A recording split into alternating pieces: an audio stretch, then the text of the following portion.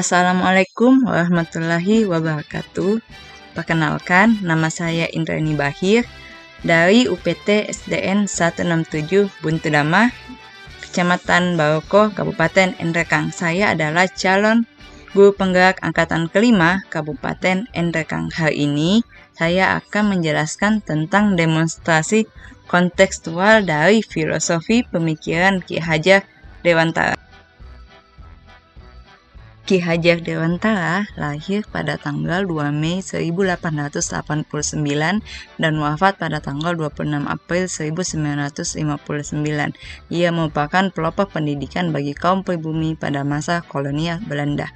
Ia mendirikan taman siswa di Yogyakarta, sehingga berkat kegigihannya memperjuangkan pendidikan, ia diangkat menjadi Menteri Pendidikan pertama di Indonesia dan hari lahirnya dijadikan sebagai Hari Pendidikan Nasional.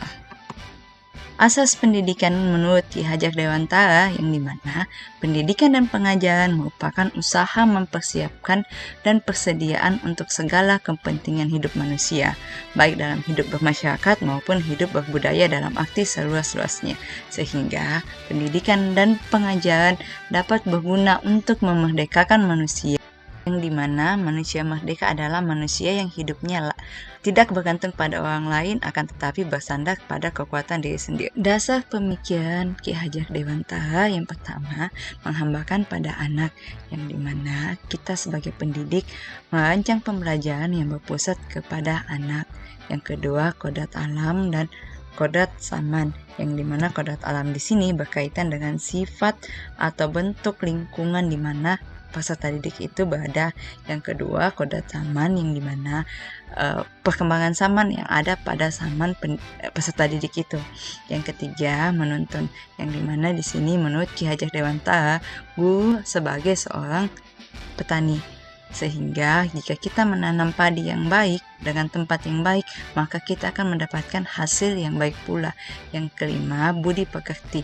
Kita sebagai pendidik juga wajib menanamkan akhlak-akhlak yang mulia kepada peserta didik. Dikan Ki Hajar Dewantara yang pertama, Ingakso Sung Tulodo, yang artinya di depan, guru menjadi contoh dan teladan bagi peserta didik.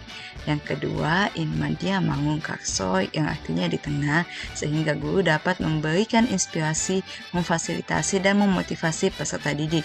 Yang ketiga, Tuturi Handayani, yang artinya di belakang, yang dimana guru dapat membantu atau mendorong atau mengarahkan peserta didik dalam melakukan sesuatu demi perkembangan peserta didik.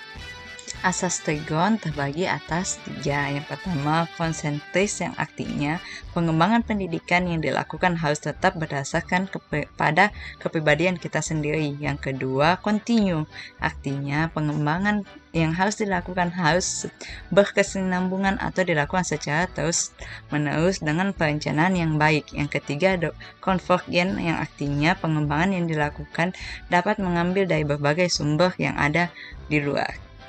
Menurut Ki Hajar Dewantara, tripusat pendidikan yang terdiri atas keluarga, sekolah, masyarakat, yang dimana peserta didik dapat menggali atau belajar sesuatu di keluarganya, di lingkungan sekolahnya, maupun di masyarakat demi pengembangan karakter peserta didik.